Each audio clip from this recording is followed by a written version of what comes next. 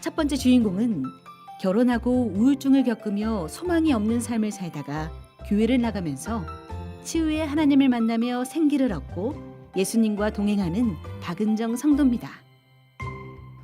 제 딸이 12살인데 처음 교회에 다니게 된 건 딸이 4살 때부터였습니다. 어린이집 선생님하고 친하게 지내게 되면서 그 선생님을 따라다니게 된 게 이렇게 간증까지 하게 되었습니다. 그때는 믿음이 있어서 다녔던 건 아니고 그냥 지치고 힘든 그런 삶에 교회는 나름 저의 대피소 같은 공간이었습니다. 그냥 많은 사람들이 위로해주고 다독여주니까 그래서 교회에 나가게 된 거였습니다. 그러다가 교회에 나가봐야 좋은 것도 없는 것 같고 더 나아지는 것도 없는 것 같기에 다시 안 나가게 됐습니다. 그때 방황을 참 엄청 많이 했었던 것 같아요. 남편과의 사이는 최악이었고 금전적으로 시달리게 되면서 술에 쩌들어서 살았습니다. 제가 어린 나이에 결혼을 했는데 저도 남편도 서로 미성숙한 상태였고 남편과 많이 싸우기도 했고 많이 맞기도 했었습니다. 어디에 하소연이라도 하고 싶은데 창피하기도 했고 사실 하소연할 만한 데도 없었습니다. 그때부터였던 것 같습니다. 저는 안 웃었습니다. 그리고 안 울었습니다. 왜냐하면 세상 모든 일들이 정말 웃기지도 않았고 슬프지도 않았습니다. 제 딸이 재롱을 부려도 안 예뻤습니다. 그냥 정말 표정도 없고 아무 감정도 느끼지 못하는 그런 숨만 쉬는 뼈다귀에 불과했습니다.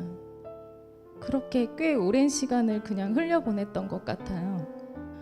그러다가 작년 3월에 그 어린이집 선생님을 다시 만나게 됐습니다. 그 선생님이 여기 아름다운 꿈의 교회로 옮기셨다고 하셨는데 제가 바로 뭐에 홀린 거 마냥 저도 이번 주부터 갈게요 라고 했습니다. 순간 제 입을 때리고 싶었습니다. 또 어쩌겠다고 또 교회에 나간다고 한 건지 정말 후회가 됐었습니다. 그래도 약속은 했으니까 그 주에 예배에 나갔었어요. 그런데 참 마음이 편하더라고요. 그래서 또 바로 철야 예배에 따라가게 됐는데 목사님께서 안수기도를 해주신다고 하니까 성도분들이 다 강단 위로 올라가시더라고요. 그래서 따라서 그거에 이끌려 저도 올라갔습니다.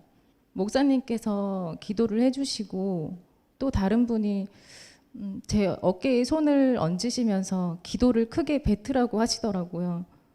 근데 저는 기도할 줄도 모르고 사실 기도해 본 적도 없었거든요. 그때 처음 뱉은 말이 살려주세요. 저 좀 살려주세요.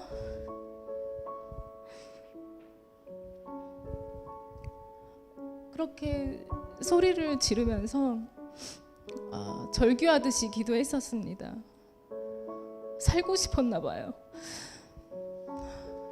그렇게 베란다 창만 보면 뛰어들고 싶다는 생각을 하면서 버텨왔는데 사실은 살고 싶었나 봅니다. 그리고 그때 저희 교회에서 아름다운 동행이라는 프로그램이 있었는데 불신자도 하나님을 만날 수 있다길래 참여하게 됐었어요. 그런데 정말 하나님이 계시더라고요. 그 하나님이 저 살려주시더라고요. 교회에 다닌 지 9년 만에 하나님이 계신 걸 처음 알게 된 거예요. 그리고 그날 울었습니다. 몇 년 만에 운 건지 정말 웃지도 못하고 울지도 못하던 그런 제가 기쁘지도 슬프지도 못했던 제가 그날 펑펑 울었습니다. 주님께서 저를 기다리고 계셨던 거를 또 항상 함께하고 계셨던 거를 알겠더라고요. 그런데 그걸 제가 모른 척 했었던 거예요. 동행 끝나고 집에 가서 제가 먼저 남편한테 웃으면서 장난을 쳤어요. 그 장난을 남편이 웃음으로 다시 받아주더라고요. 그날 밤에 남편이 방 안에서 숨죽여 울고 있는 모습을 보았습니다. 남편도 많이 힘들었던 거예요. 참 많은 일들을 주시더라고요. 방언을 주시고 남편과의 대화도 주시고 또 울게 하셨고 주님이 저 사람답게 살게끔 건져내 주신 거예요. 너도 좀 살아라. 살아내라. 은정아, 너 내 딸이야. 그러시는 것 같았습니다. 주위 사람들이 저보고 많이 변했다고 합니다. 지금은 참 잘 웃고 술도 끊고 욕도 줄이고 착해졌다고 그러더라고요. 저번 주 철야 예배 끝나고 집에 가는 길에 남편한테 전화가 왔어요. 운전 중이라 딸이 대신 받았는데 다들 잠잘 시간에 교회에서 뭐 하냐며 네 엄마 제정신이냐. 사는 건 내가 벌어다 주는 돈으로 살고 사랑은 하나님이랑 하는 거야?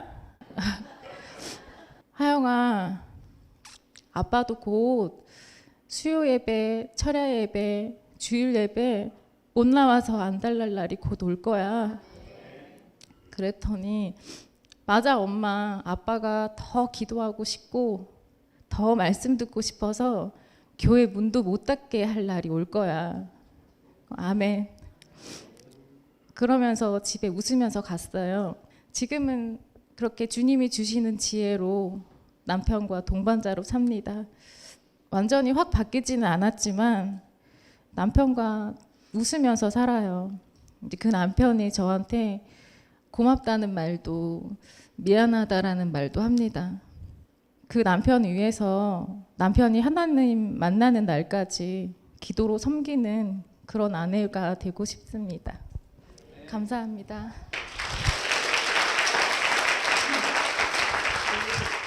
네, 집사님 간증 은혜롭게 들으셨죠? 네. 너무 떨렸어요, 같이. 그러니까요. 우리 사전에요. 우리 성도님께서 우리 집사님은 친정 같은 분이다라고 얘기를 하시고 그러시고 다니신데요.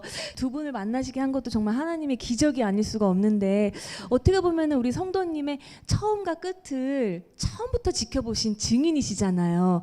처음 만났을 땐 정말 그렇게 무표정이셨나요? 어땠어요?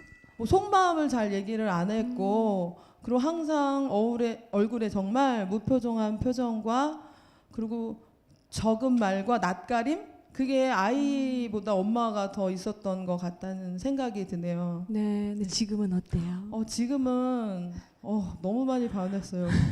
그때도 예뻤지만 지금도 그 미모는 여전하고요.